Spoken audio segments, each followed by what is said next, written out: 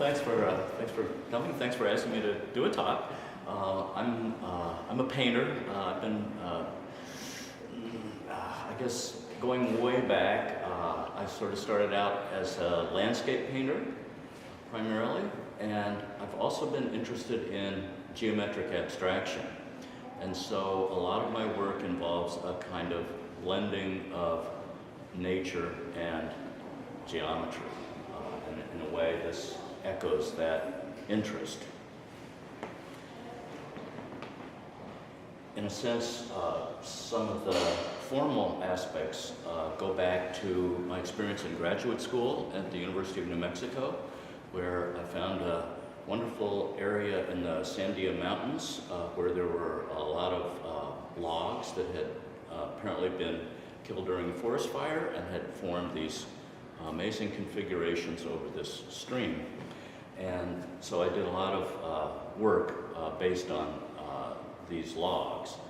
Then for many years I just worked in a non-objective mode, and then around the middle 1990s I thought about what I really was interested in, and I sort of hit upon trees as a subject matter.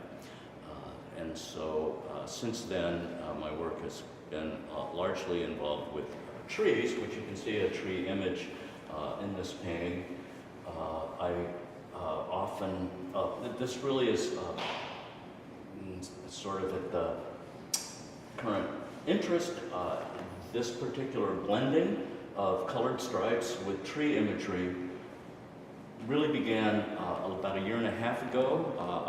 I teach, but I was on sabbatical leave, and I did a artist residency at the Vermont Studio Center in Johnson, Vermont, and so I had a lot of time to focus on work and began working with tree imagery. But just prior to that residency, I was in a moment where I was fairly stuck.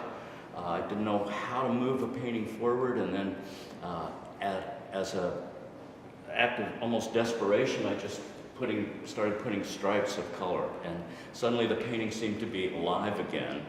And I realized that I really do enjoy color, and so I just began blending the tree image with the colored stripes. Also, this is an encaustic painting.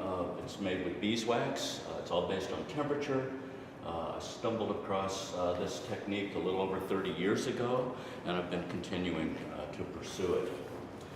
Actually, the titles, because each of the work in this series starts with a tree, I often use the location of the tree as the way to create a title.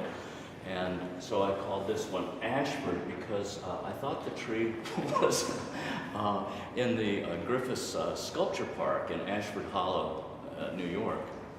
And then after I finished it and signed it, labeled it and everything, then I got to looking at it more closely and realized that actually, no, this tree was on a golf course in Hamburg called 18 Mile Creek. So it actually should be called 18 Mile. But anyway, I've been, it kind of represents what I do. Any questions? Okay. Thank you, Mark. No questions?